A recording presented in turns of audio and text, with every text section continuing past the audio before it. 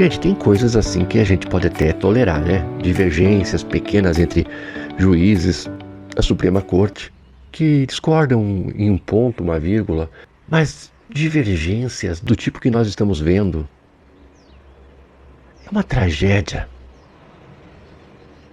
É uma tragédia porque a Constituição é a mesma. Ela não dá margem para interpretações diversas. Não, é aquilo. É o que está ali. Nada foi mudado, com exceção das PECs aprovadas para tirar direito do trabalhador, para acabar com a aposentadoria. Estas coisas que, ao longo do tempo, os políticos eleitos pelo povo vão fazendo contra o povo. Isso vai acontecendo. Logo eles tiram o direito à saúde, eles vão tirando o direito à vida, vão tirar o direito à educação gratuita. Tudo eles vão tirando aos poucos. É reformas que eles vão fazendo, entende? Está tudo ali garantido. Direitos que nem foram reivindicados, que nem foram implementados, coisas que não aconteceram, direitos que estão previstos e que são mudados antes mesmo das pessoas terem acesso àquele benefício. Está lá, é a lei. O legislativo tem este poder de alterar a Constituição quando não é uma cláusula pétrea. Todavia, o que está escrito, está escrito. O que é. Eu estou falando isso porque o voto do Luiz Fux é uma coisa assustadora. É de ficar apanicado. É de ficar chocado. É de ficar desesperado. Porque quando a Suprema Corte vacila, a democracia cai. Não dá. As brigas ideológicas no Congresso já me parecem absurdas. Porque a gente trabalha com o que a gente tem. E o que a gente tem é a Constituição. E a Constituição não dá margem para fascismo e nem para comunismo.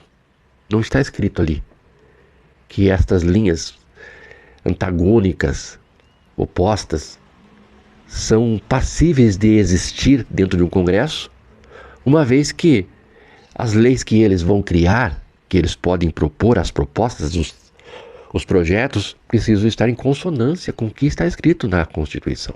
E a Constituição diz que o Brasil é capitalista. Então não existe nenhuma revolução possível dentro da lei. Você pode até mudar tudo isso a partir de um golpe de Estado, ou um golpe, uma revolução que parta do povo, que tome o poder, que acabe com os privilégios e que defina um sistema socialista. A gente rasga essa Constituição, cria outra, e a partir de uma nova Constituição e de um novo regime, a partir de um novo regime, uma nova Constituição, e leis serão criadas em consonância com essa nova Constituição. E aí, as ideologias opostas precisam dançar conforme a música do regime que está pautado em uma Constituição. É um documento que precisa ser respeitado.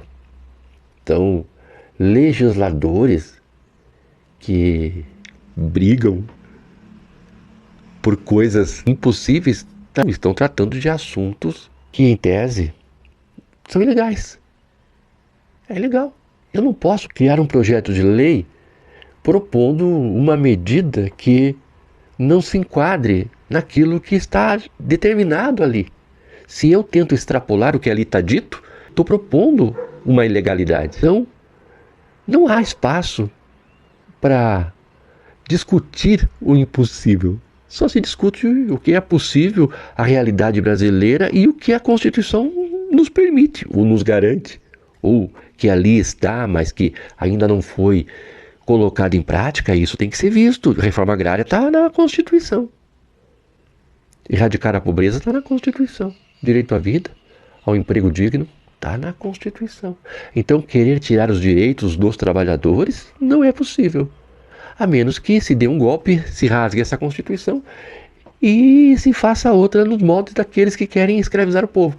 Lógico que as emendas, os projetos de emenda da Constituição, podem mudar algumas coisas, de fato. E dentro deste espaço, aí pode-se malandramente trabalhar no sentido de tolher direitos adquiridos. Como aconteceu, né?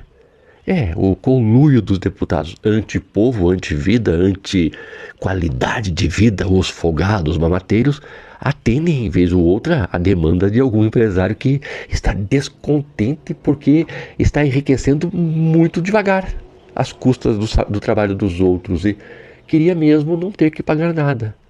E, não tendo que pagar nada, haverá sempre um faminto disposto a trabalhar pela comida.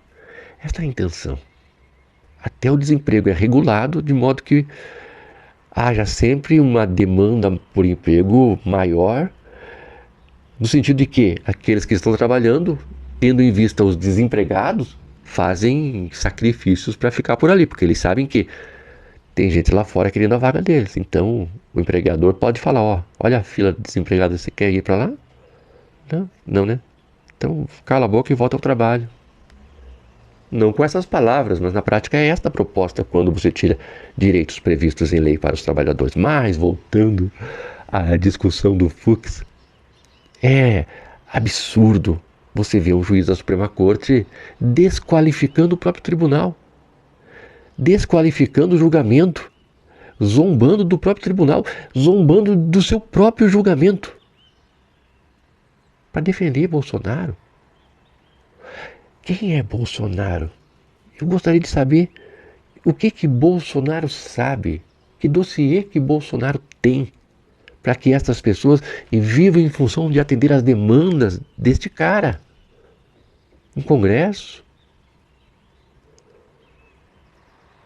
Sim, tem os radicais bolsonaristas, mas tem os que não são, e os que não são não se opõem aos que são, por quê? As divergências dentro da Suprema Corte, os problemas que o Fux criou uma série de problemas para todos nós. Não foi uma divergência que, a partir de uma discussão, você pode aparar as arestas e dar um tom de consenso. Não, ele agiu de forma como um ditador, acusando os outros de serem, acusando dentro do discurso, conforme o discurso bolsonarista do autoritarismo, acusa o Supremo Tribunal de ser autoritário enquanto age de forma autoritária, lendo o seu voto sem permitir uma parte, sem permitir um questionamento. No final ele encerra dizendo que não, cancela tudo isso aqui, eu decreto que acabou, isso aqui volta tudo lá para a primeira instância. Tá, gente, eu vou colocar aqui para vocês, tá? Um pedacinho. Tendo em vista que a denúncia imputou aos réus a prática do crime de organização, a imputação do crime de organização, ele não foi chamado para... Eu trago a preliminar, por isso, senhor presidente, egressa turma, em razão da disponibilização tardia. Eu trago a por isso, senhor presidente, egressa turma, em razão da disponibilização tardia de tsunami de dados, data dump, sem identificação suficiente de antecedência minimamente razoável para os atos processuais, e eu confesso que tive dificuldades para elaborar um voto imenso. Eu acolho a preliminar de violação à garantia constitucional do contraditório e da ampla defesa e reconheço a ocorrência de cerceamento e, por consequência, eu declaro a nulidade do processo desde o recebimento da denúncia. Então, cara, ele participa dos julgamentos, condena com o voto dele as pessoas envolvidas naquela tentativa de golpe. Sim, ele estava junto, julgando o tempo todo, dando parecer favorável a tudo que foi feito, garantindo a legalidade do que ali se fazia, até chegar a vez de Bolsonaro. Aí não. Aí Bolsonaro eu não posso, não, este não. Nós só fizemos merda até agora. O julgamento, tudo fora do... Não teve tempo, eu não tive tempo de estudar, mas não pedi vistas. Se ele tinha dúvida em relação ao processo, encontrou dificuldade, ele deveria ter procurado os colegas e conversado. Eu acho que o julgamento se estendeu, né? E aí, de repente, ele não sabe de nada, não viu, e declara nulidade. Ele declara nulidade, sim. É porque o Supremo é autoritário e ele está denunciando o autoritarismo do Supremo, sendo autoritário. Não me interrompam, não concedo a parte nenhum, não vou levantar a cabeça para olhar nos olhos de vocês, porque eu não tenho coragem para isso, e vou dizer que isso aqui tudo é uma palhaçada. E Trump, tá escutando, Trump? Realmente, aquilo que o Eduardo falou, hein? É exatamente o que o Bananinha disse, tá, Trump? Ó, Trump, sanciona a galera aqui, ó. Não tô fazendo nada, hein? Eu não condenei as pessoas lá, não, Trump. Ó, a mim não, Trump. Ó, olha como eu sou um traidor. Uma suprema traição. Uma vergonha. Porque divergências são possíveis, aceitas, entendidas como normal. E é por isso que é um colegiado, né? Para que haja divergência, né? É a democracia, discordo, não, nesse sentido, esse crime eu acho que não, neste outro, porque são vários os crimes que Bolsonaro cometeu, não, neste eu concordo, não, ele é inocente, quase que um santo, a pedido de quem? Sob pressão de quem? Por que amarelou? Eu me pergunto e me assusto e com assombro digo, o que Bolsonaro tem? Quem é Bolsonaro? Para esse povo ter tanto medo dele. Foi que chegou a dizer que ele não existem provas contra o Bolsonaro. E esse cara é indicado do PT. Por isso que eu digo, gente, indicação política às vezes contamina, outras vezes não. Na verdade não deveria contaminar. Porque você é indicado por fulano, porque tem uma linha de pensamento ideológico, mas você, pelo menos você, o que se espera de você é que a tua linha ideológica seja o texto promulgado em 88, dando a nós outros garantias, direitos e liberdades. Tá lá. Eu não vejo esse povo valorizando, guardando, protegendo aquilo que é o dever deles de fazer. Proteger a Constituição. A Constituição cidadã é cidadã. Você precisa conhecer a nossa Constituição, até mesmo para cobrar do seu deputado leis que coloquem em prática o que está ali. Porque tudo que está ali são garantias, mas não existem leis que operacionalizem, que dê função, que dê um norte ao país no sentido de cumprir tudo que está ali. Erradicação da pobreza. Olha, é chocante. É impressionante. Direito à saúde gratuita. Direito à educação. E educação é educação, não encheção de linguiças. É assustador, gente.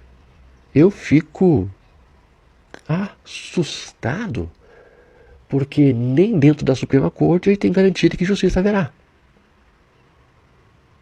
Porque alguém vai lá, queira, caso queira, inocentar o seu criminoso de estimação, faça-o, mas sem desqualificar o tribunal.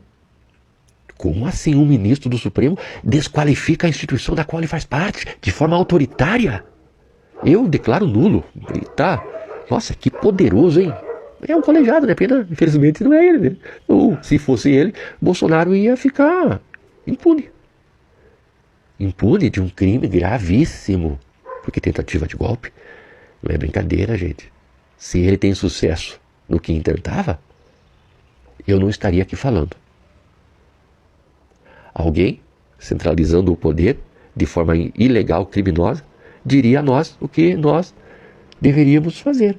Rasgariam a Constituição, acabariam com as garantias individuais e quem abrisse a boca sumiria, como foi no passado.